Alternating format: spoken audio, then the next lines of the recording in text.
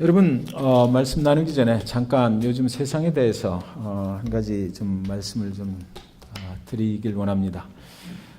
디즈니월드에서 요즘 행사를 진행하는 것 중에 뭐가 있냐면 올랜도에도 디즈니월드가 있죠.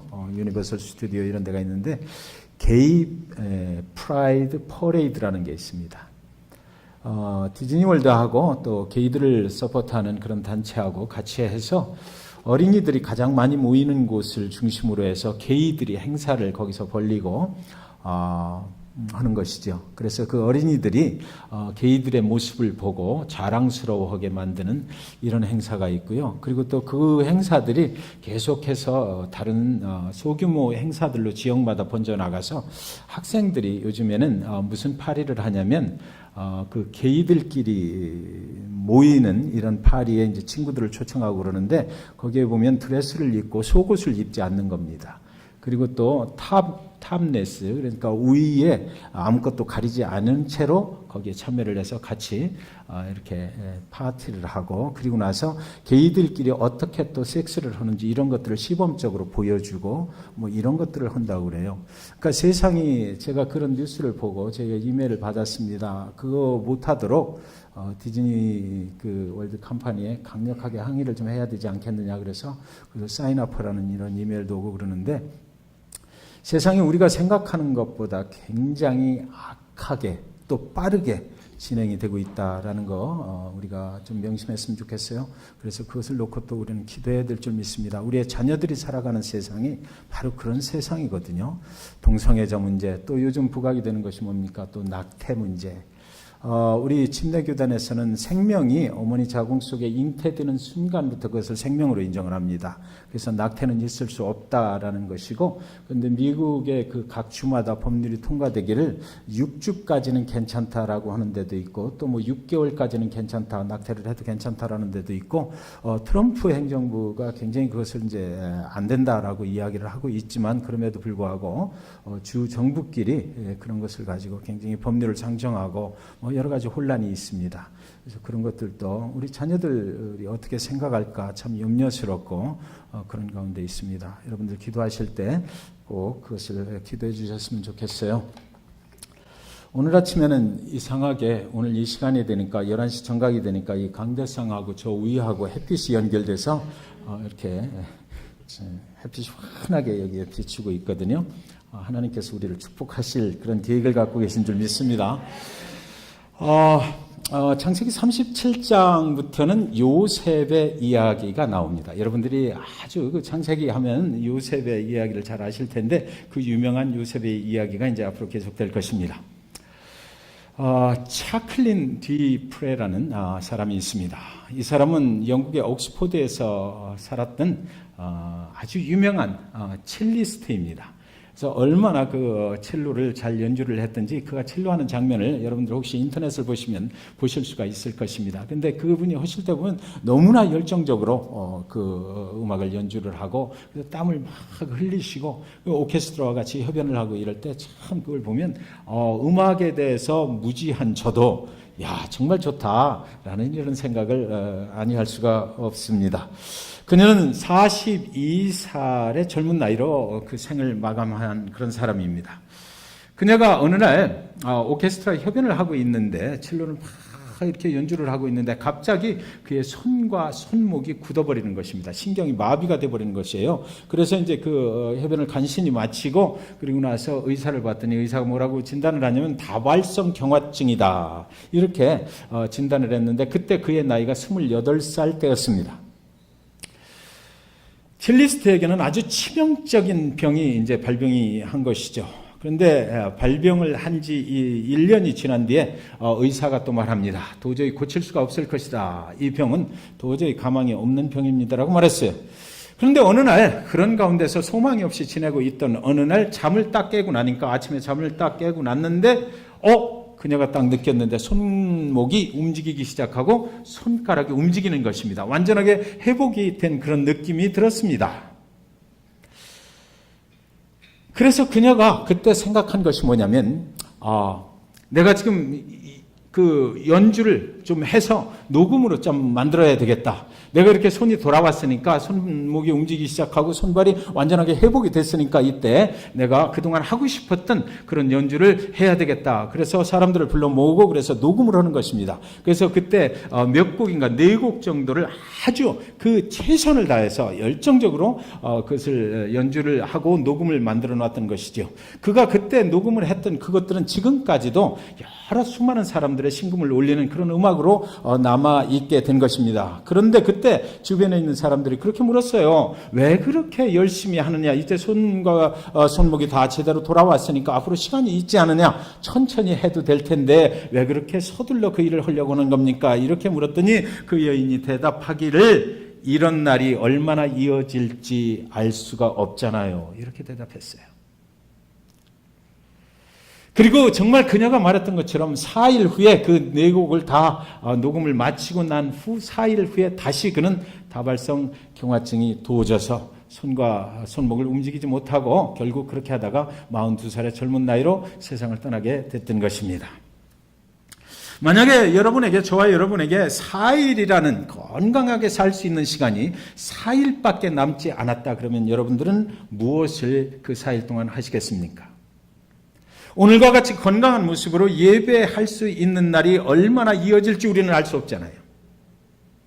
오늘과 같은 이런 날이 설마 우리에게 영원까지 계속되리라고 그렇게 생각하시는 분은 우리 중에는 아무도 안 계시지 않습니까?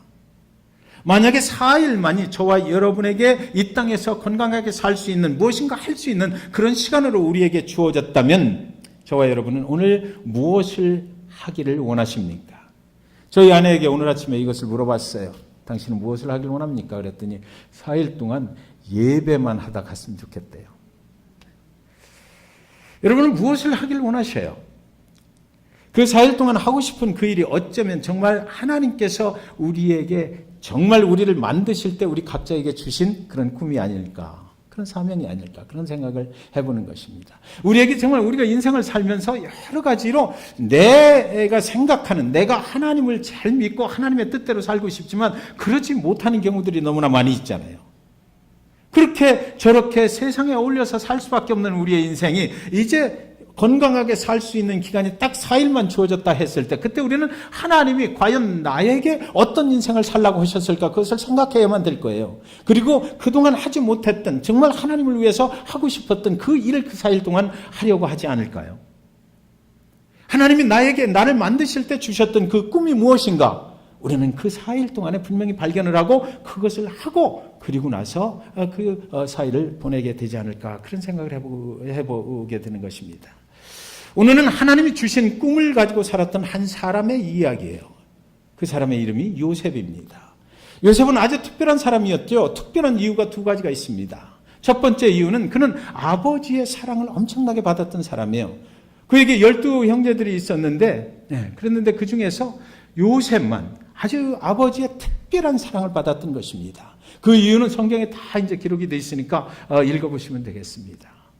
아주 그 집안에서 다른 형제들보다도 특별한 사랑을 아버지로부터 받았던 그런 사람이에요. 그런데 그 사랑 때문에 특별하게 자기만 사랑하는 아버지의 그 사랑을 받고 자랐기 때문에 그는 다른 형제들로부터 미움과 시기와 질투를 엄청나게 받았다. 성경은 이렇게 기록하고 있고요. 2번째 그 이유는 요셉은 하나님의 특별한 사랑을 또 받은 사람이었습니다. 12명의 형제들 가운데 하나님이 주신 꿈을 가진 사람은 바로 요셉 하나뿐이었거든요. 하나님이 그에게 꿈을 주셨다라는 것이 그 형제들에게 알려지는 순간 그는 또 형제들로부터 무척 미움과 질투와 시기를 받을 수밖에 없었어요. 그 당시에는 하나님의 꿈을 가졌다라는 그것은 바로 하나님께서 직통으로 너에게 계시를 하셨다. 그런 거기 때문에 그 꿈이 굉장히 중요하다라고 모두가 생각을 했던 그런 시절입니다. 요셉은 하나님의 계시를 받은 그 가정의 유일한 사람이 됐던 것이지요. 하나님의 특별한 사랑과 또 아버지의 특별한 사랑을 받았던 사람입니다. 하나님이 주신 꿈을 꾼 사람들은 하나님 앞에 위대하게 쓰임을 받습니다. 아브라함도 그랬고 이삭도 그랬고 모세도 그렇고 여호수아도 그렇고 하나님이 주신 사명, 하나님의 주신 꿈을 갖고 사는 사람들은 하나님 앞에 그 위대한 하나님의 일을 이루면서 살게 되어 있어요. 그것을 특별한 부르심이라고 우리는 말하는 것입니다. 예수님의 제자들도 그랬고 사도 바울도 그랬습니다. 저는 잭슨빌 중앙침례교회 성도님들 모두가 하나님이 주시는 꿈을 꾸시고요, 하나님의 위대한 일에 사용되시는 특별한 하나님의 백성이 되시기를 주님의 이름으로 간절히 축원드립니다. 예, 아멘. 크게 하셨습니다. 그런데 문제는 하나님의 꿈을 꾸는 사람은 세상으로부터 지독한 미움을 받는다는 것입니다. 37장 7절 8절에 보면 우리가 밭에서 곡식단을 묶더니 내 단은 일어서고 당신들의 단은 내 단을 둘러서서 절하더이다. 그의 형들이 그에게 이르되 네가 참으로 우리의 왕이 되겠느냐, 참으로 우리를 다스리게 되겠느냐 하고 그의 꿈과 그의 말로 말미암아 그를 더욱 미워하더니, 이렇게 되어 있습니다. 하나님이 그에게 주신 꿈은 너무나 선명했고 너무나 확실했던 것이에요. 그의 인생을, 요셉의 인생을 통째로 사로잡아 버리고 말았어요. 말을 하지 않고는 배길 수가 없을 정도로 요셉의 머릿속에 각인이 됐던 것입니다. 형들의 곡식단 11개가 요셉의 곡식단에게 모두 다 절을 하더라는 것이었어요. 그 꿈이 형들 앞에서 선포되는 순간 형들로부터 그는 더욱 미움을 받게 됐다. 아버지로부터 사랑을 받으니까 미워하게 됐던 것들이 이제 이 꿈까지 선포되니까 하나님이 나에게 이런 꿈을 주셔서 당신들은 나에게 모두 굴복을 하고 나에게 와서 절하게 될 것이다. 이것이 하나님의 뜻이다라고 말을 해버리니까 이 형들이 가만히 있을 리가 없죠. 굉장히 미움을 받게 됐다. 하나님의 꿈을 꾼 사람은 그의 인생이 시작되기를 어디서부터 시작된다? 미움 받는 데서부터 시작될 수밖에 없다라는 것이에요. 그런데 그날 밤 다시 또 꿈을 꾸었는데요. 그리고 그는 더욱 미움을 받게 됐다. 이렇게 성경은 기록하고 있습니다.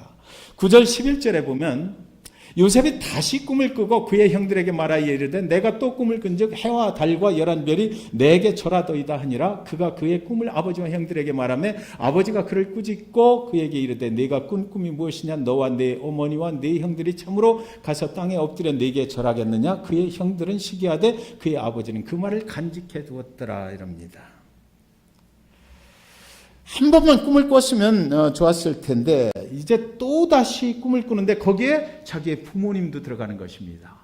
해와 달까지 포함해서. 그래서 11명의 그 형들뿐만 아니라 우리 부모님까지도 나에게 절을 하게 될 것이다. 이런 꿈을 꾸고 또 그것을 말을 하는 것이에요. 미움이 변해서 여기 보니까 이제 시기가 됐다. 이렇게 말을 합니다. 가족 전체가 그를 미워하고 시기하고 질투했습니다. 성경은 지금 하나님의 꿈을 꾼 자가 그 꿈을 세상에 선포할 때 미움과 시기와 질투를 받게 되었다고 말하고 있는 것이거든요, 여러분. 그래서 하나님의 꿈이 잭슨빌 중앙침례교회를 섬기시는 저와 여러분 모두에게 임하시고 하나님께서 인도하시는 삶을 살아서 위대한 하나님의 일로 사용되기를 원하십니다. 그런 축복이 임하시길 원하십니다. 라고 하는 그 말 속에는 여러분이 이제 하나님의 그 꿈으로 인해서 고난받는 삶을 살기를 원합니다. 라는 것이에요. 그래도 여러분 아멘이십니까? 네, 아멘. 이 잭슨빌 중앙침례교회의 특징이라고 저는 믿습니다. 고난도 고통도 하나님이 주신 것이라면 감사히 받는다는 의미가 되겠습니다. 요셉의 앞날에 그럼 과연 어떤 일들이 일어나게 되는 것일까요? 요셉에게 아버지 야곱이 형들이 양을 치는 곳에 가서 형들이 잘 지금 양을 치고 있는지 보고 오라고 요셉 아버지가 요셉에게 심부름을 시켜요. 그 심부름을 나갔는데 형들이 세겜 땅을 지나서 도단이라는 곳에 있는 것을 알고 그곳까지 찾아갔습니다. 그래서 멀리서 그 형들이 이제 보니까 채색 옷을 입은 그 요셉이 오는 것입니다. 그를 발견했을 때 그들의 시기와 그 형들의 시기와 질투가 이제 분노로 변합니다. 그래서 저를 감쪽같이 죽여버리자고 결정을 하는 거예요. 자기 사랑하는 동생인데도 불구하고 그가 가까이 오자 붙잡아서 깊은 구덩이 속에 밀어 넣어버렸습니다. 37장 24절에 그를 잡아 구덩이에 던지니 그 구덩이는 빈 것이라 그 속에 물이 없었더라 이래요. 여기 그 빈 구덩이 속에 집어 던졌는데 그 구덩이 속에 물이 없다라는 것은 뭐입니까? 생명이 살 수 있는 구덩이가 아니다라는 거죠. 그 속에 물이 없으면 사람은 죽게 돼 있습니다.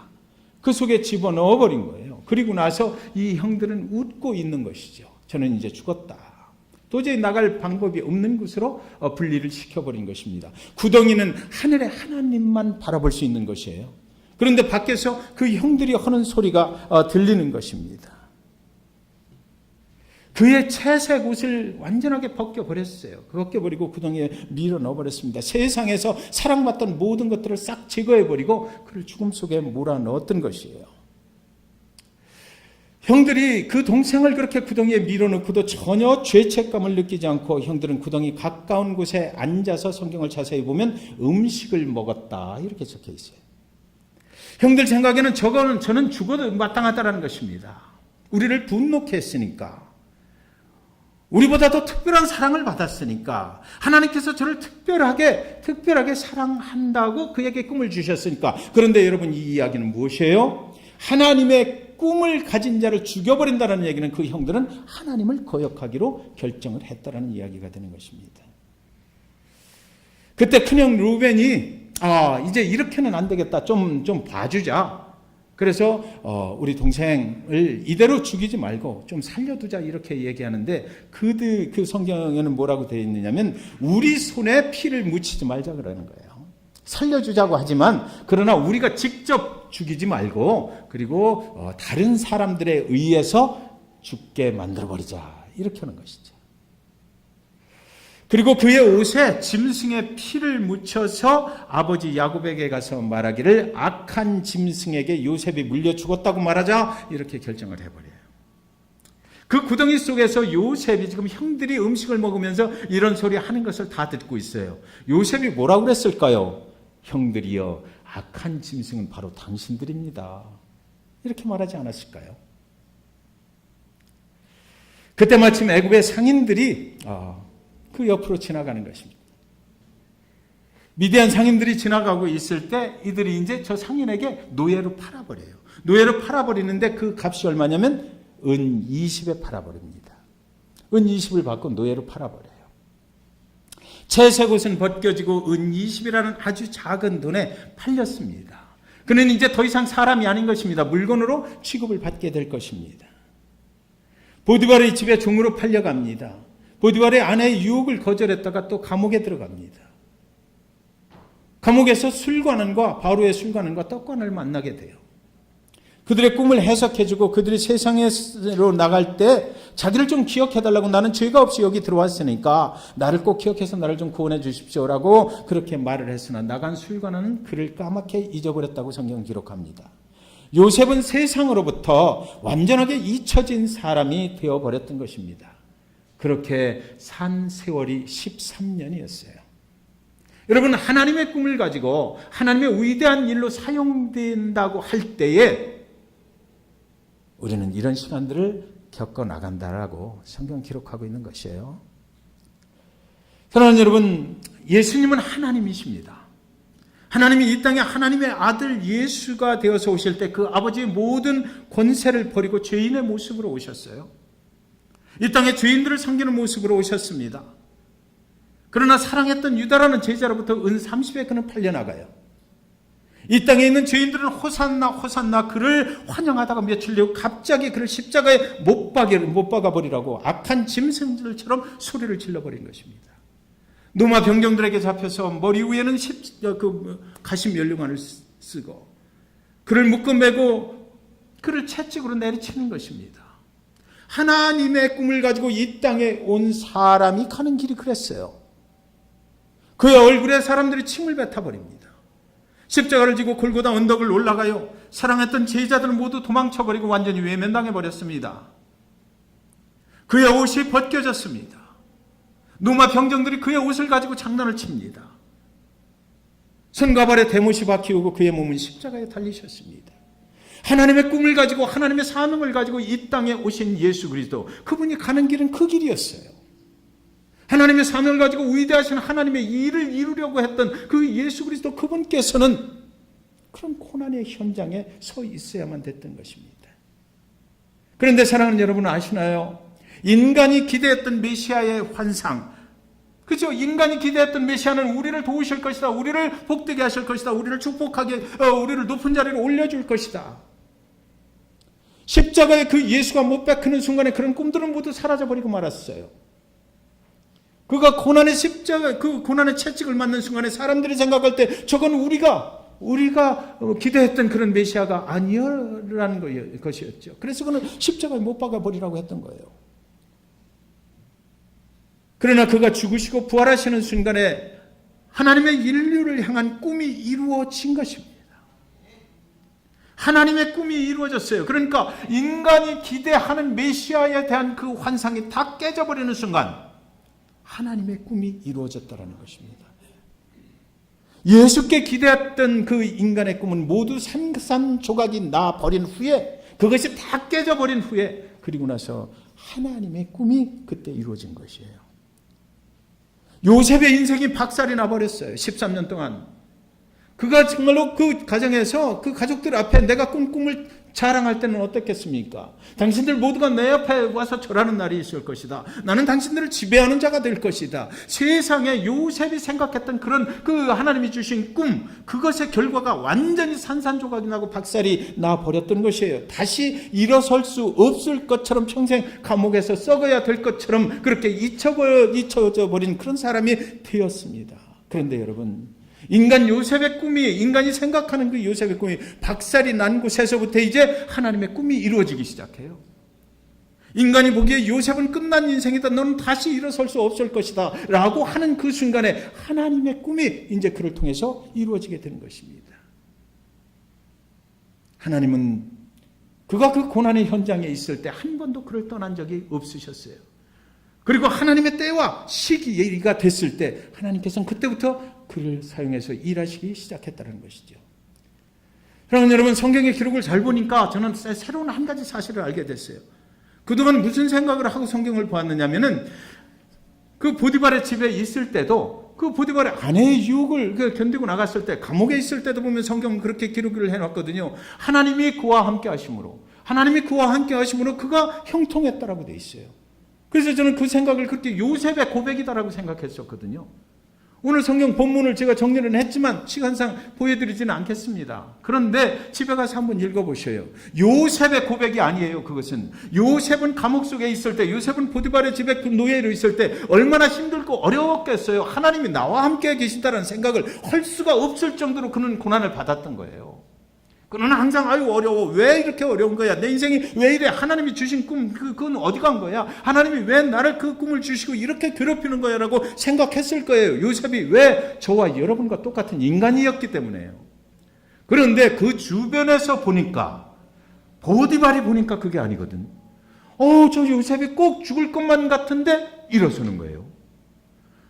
저 요셉이 다 포기하고 그냥 뭐 자살을 해버릴 것 같은데 또 일어서는 거예요. 그러니까 그 주변에 있는 보디발과 보디발의 아내가 가만히 보니까 저가 돕는 누군가가 있다라는 거죠. 그래서 그 고백이 그와 함께 하시는 하나님이 있다, 그가 형통했다라는 고백은요, 그 요셉 자신의 고백이 아니고 보디발의 고백인 거예요. 하나님의 꿈을 가진 자가 고난의 길을 갈 때에, 고통의 길 속에 있을 때 그것이 그 하나님이 거기를 떠나지 않았다는 증거거든요. 그러니까 주변 사람들이 볼 때 본인 자신은 힘들고 어렵고 어찌할 바 몰라서 울부짖을 때에, 그때라도 주변 사람들이 보니까 그는 계속 여전히 하나님이 도우신다라는 것을 보게 됐던 거예요. 여러분, 하나님의 꿈을 가지고 우리가 살아갈 때 그런 상황을 우리는 겪어나간다는 것이죠. 우리 주변에 있는, 우리는 힘들고 어려워도 나한테 왜 이렇게 힘들게 하는 거야? 라는 생각이 들지라도 주변에 있는 사람들이 볼 때는 하나님이 저와 함께 하시네 라고 보게 된다는 것입니다. 하나님이 그를 포기하지 않게 하셨어요. 하나님이 그를 감당하게 하셨어요. 아까 그 예화도 그렇고, 이 책에 보니까 버텨내는 용기라는 책인데, 이 책에 보니까 그 예화도 여기서 있는 그 예화고요. 여기 보니까 그런 이야기가 적혀 있더라고요. 하나님께서는 하나님의 사람인데, 하나님이 사용하시려고 하는 사람이 고난과 고통 가운데 갈 때 감당할 수 있는 은혜를 주신다 그랬어요. 감당할 수 있는 은혜를 주신다. 하나님 거기 그냥 가만히 계신 게 아니죠. 그것을 견딜 수 있는, 그래서 하나님이 정말 사용하실 수 있는 도구가 될 때까지 하나님이 함께 하시고 감당할 수 있는 그런 능력과 은혜를 주셔서 그것을 잘 통과해 나갈 수 있도록 하십니다. 감옥에서도요, 그가 형통했다. 그가 참, 하나님과 함께 했다라는 그 고백은 간수장의 고백이지, 요셉의 고백이 아니에요. 거기서 어떻게 얼마나 힘들었겠느냐고요. 그 자신의 고백이 아니고, 주변에 있는 사람들이 보니까 저 용케도 잘 견디네. 그가 가끔 기도하는 걸 보니까, 그 하나님 때문에 그런가 보다. 그를 도우시는 하나님의 손길이 있구나. 그 주변 사람들이 보게 되었다는 것입니다. 노예로 종군으로 사는 것이 뭐가 그렇게 형통했겠어요? 그 자신은 그렇게 고백할 수가 없었던 것이에요. 아무 죄가 없는 요셉이 얼마나 억울했겠습니까, 사실은. 그러나 그럼에도 불구하고 하나님이 그 자리에 함께 하고 계신 것을 다른 사람들이 볼 수 있을 만큼 감당할 수 있는 은혜를 그곳에서 하나님이 공급해 주셔서 견딜 수 있었다는 것입니다. 하나님이 우리에게 꿈을 주시면 우리의 삶은 비극으로 변할 수 있어요. 그러나 그것으로 끝이 아니다라고 성경은 말하고 있는 거죠. 그래서 하나님은 그를 애굽의 총리가 되게 하셨습니다. 결국 이제 감옥에서 나오게 되고 그를 애굽의 총리가 되는 자리로 올려놓으셨어요. 그런데 여러분, 13년이라는 긴 세월이 그렇게 흐른 후에 그가 애굽의 총리가 됐다라는 이 말 속에 우리가 조심스럽게 해석을 해야 되는 부분이 있는 것입니다. 우리가 바라는 성공은 무엇입니까? 우리가 바라는 성공은 그렇게 고난과 고통을 지나고 나서 하나님이 나를 들어서 세상의 높은 자리에 딱 올려주시고 그리고 세상을 지배할 수 있는 곳에 자리를 만들어 주시고 그러면 성공했다. 우리는 그곳이 하나님을 믿는 나라가 됐든 우상을 섬기는 나라가 됐든 그거 관계없이 우리가 그 자리에 딱 올라서서 지배할 수 있는 권리를 가지게 됐다라고 그러면 우리는 그것을 성공이라고 생각하는 분들이 많이 계세요. 그런데 여기서 애굽의 총리가 됐다라는 것을 잘 생각하셔야 됩니다. 애굽이라는 나라는 우상을 섬기는 나라지 하나님을 섬기는 나라가 아니거든요. 하나님이 그 요셉을 성공적으로 축복하시는 그 자리에 올려놓기 위해서 우상을 섬기는 나라의 총리가 되게 했을까요? 그 나라의 총리가 되면 뭐를 해야 돼요? 그 나라에서 섬기는 우상신들을 섬기는데 동조를 해야 되지 않겠어요? 그 자리가 성공된 자리입니까? 그 자리가 축복된 자리예요? 저는 절대 그렇지 않다라고 생각해요. 그리고 요셉이 한 번도 성경 기록에 보면 내가 좋은 자리, 높은 자리에 올라가게 해달라고 기도한 적도 없어요. 그 자리에 올라가 있는 여러분, 우리가 그것이 성공이고 축복이라고 생각해서는 안 되잖아요. 우상을 섬기는 나라의 총리가 된 것이 뭐 그렇게 하나님을 믿는 사람의 입장에서 성공이고 축복이냐고요. 우리의 자녀들이 앞으로 우리가 기도할 때 조심스럽게 기도해야 될 거예요. 이 나라가 앞으로 어떻게 될지 아까 그 말씀을 드렸지만 그런 상황 속에서 이 나라의 높은 자리에 앉아서 그런 것들을 허용하고 그런 것을 사인을 하고 이런 사람이 돼서는 안 되잖아요. 하나님의 나라, 하나님을 섬기는 나라, 하나님이 통치하는 나라의 좋은 자리에 올라가야지. 우상을 섬기는 나라의 총리가 되게 해서는 안 된다는 말이에요. 그러니까 지금 요셉이 애굽의 국무총리가 됐다라는 거, 거기서 성경은 끝나면 안 되는 거예요. 이건 성경이 잘못된 거잖아요. 하나님이 요셉을 잘못 만들어 버리신 거지. 그것은 하나님의 꿈이 아니었어요. 만약에 그것으로 이 요셉의 이야기가 끝이 난다 그러면 하나님께서는 총체적인 비극을 요셉에게 허락하셨다라고 밖에는 해석이 안 되는 것이에요. 사랑하는 여러분, 하나님은 우리가 사단의 세상에서 주역이 되게 만들어버리려고 하시지는 않아요. 우리의 자녀들이 하나님을 모른 채로 세상에 하나님을 모르는 사람들 위에 올라서는 것이 성공이 아니란 말입니다. 하나님이 우리에게 주시는 꿈은 그렇게 되는 것이 아니잖아요. 여러분, 그렇다면 하나님은 왜 요셉을 애굽의 총리가 되게 하셨을까? 애굽의 총리가 된 후에 그를 찾아온 형들을 만나게 될 때 이제 참으로 요셉이 고백하는 그 말을 들어보면 우리는 알 수가 있어요. 45장 5절에 보면 당신들이 나를 이곳에 팔았다고 해서 근심하지 마소서, 한탄하지 마소서. 하나님이 생명을 구원하시려고 나를 당신분들보다 먼저 보내셨나이다. 그리고 또 50장 20절을 보시면요. 당신들은 나를 해하려 하였으나 하나님은 그것을 선으로 바꾸사 오늘과 같이 많은 백성의 생명을 구원하게 하시려 하셨나니, 그렇게 되어 있습니다. 이게 요셉의 고백이에요. 애굽의 총리가 됐을 때 형들을 만나는 그 앞에서 이 요셉이 고백한 거거든요. 그러니까 자기가 애굽의 총리가 된 것이 나는 참 하나님의 축복을 받았다라는 고백이 아니에요. 이것은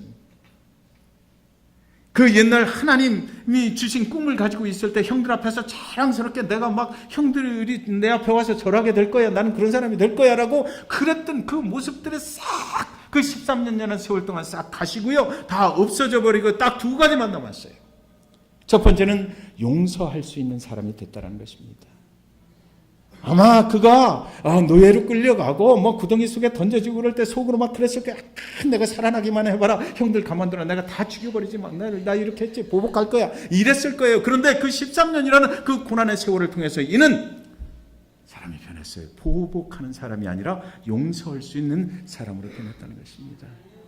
예수 그리스도 그분께서 십자가에 못 박아라, 십자가에 못 박아라 군중들이 소리칠 때 그거 십자가에 못 박혀서 그들을 쳐다보면서 한 소리가 뭐예요? 기도할 때 하나님께 기도하면서 저들이 아무것도 몰라서 그러니까 저들을 용서하여 주시옵소서 했잖아요. 하나님의 꿈을 가진 자는 용서하는 사람이 되는 거예요. 하나님이 비전을 주시면 우리는 용서할 수 있는 마음을 갖게 된다고요.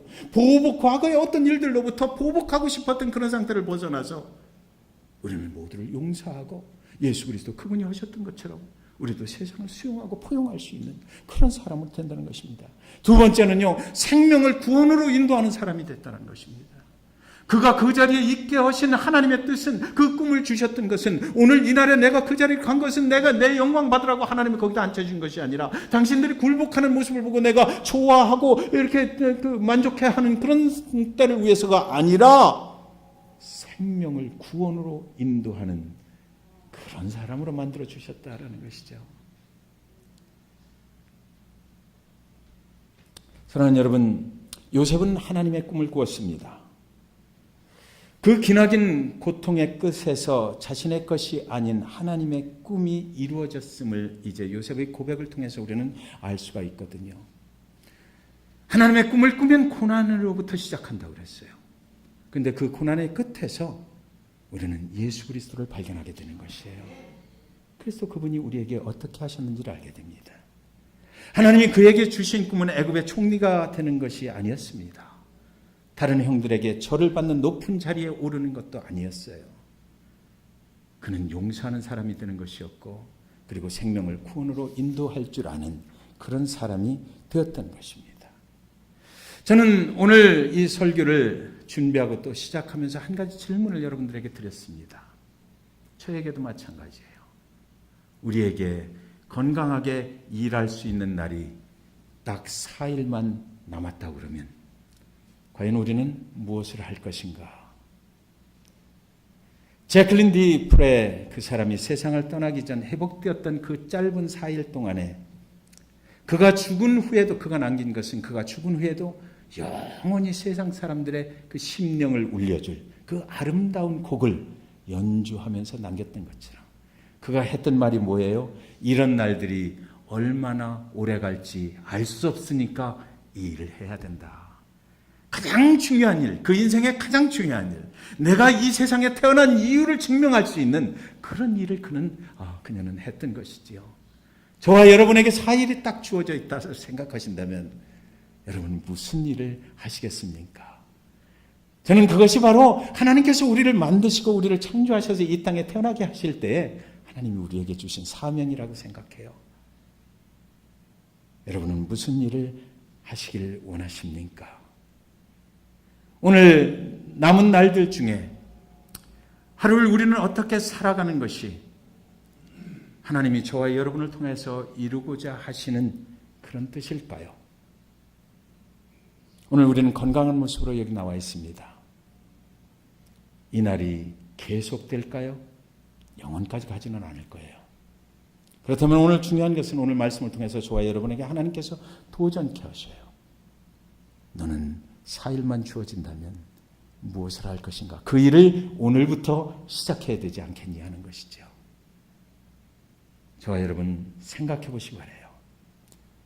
남은 날 동안 하나님의 꿈을 이루시는 귀한 축복의 삶을 살아가시게 되시기를 주님의 이름으로 간절히 축원드립니다. 기도하겠습니다.